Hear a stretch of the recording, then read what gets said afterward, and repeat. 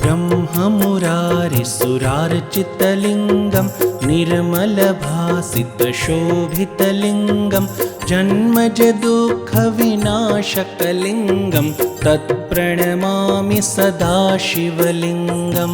देवमुनिप्रवरार्चितलिङ्गं कामदहं करुणाकरलिङ्गं रावणदर्पविनाशनलिङ्गं तत्प्रणमामि सदा शिवलिङ्गं।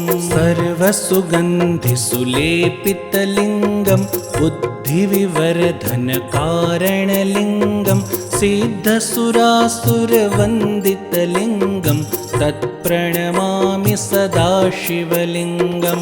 कनकमहामणिभूषितलिङ्गं फणिपतिवेष्टितशोभितलिङ्गं दक्षसुयज्ञविनाशनलिङ्गं तत्प्रणमामि सदा शिवलिङ्गं।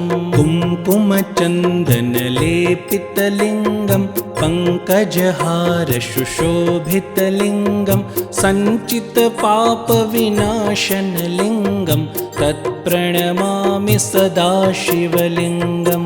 देवगणार्चितसेवितलिङ्गं भावैर्भक्तिभिरेव च लिङ्गं दिनकरकोटिप्रभाकरलिङ्गं तत्प्रणमामि सदा शिवलिङ्गम्। अष्टदलोपरिवेष्टितलिङ्गं सर्वसमुद्भवकारणलिङ्गं अष्टदरिद्रविनाशितलिङ्गं तत्प्रणमामि सदा शिवलिङ्गं। सुरगुरुसुरवरपूजितलिङ्गं सुरवनपुष्पसदार्चितलिङ्गं परात्परं परमात्मकलिङ्गं तत्प्रणमामि सदा शिवलिङ्गं। लिङ्गाष्टकमिदं पुण्यं यः पठेत् शिवसन्निधौ शिवलोकमवाप्नोति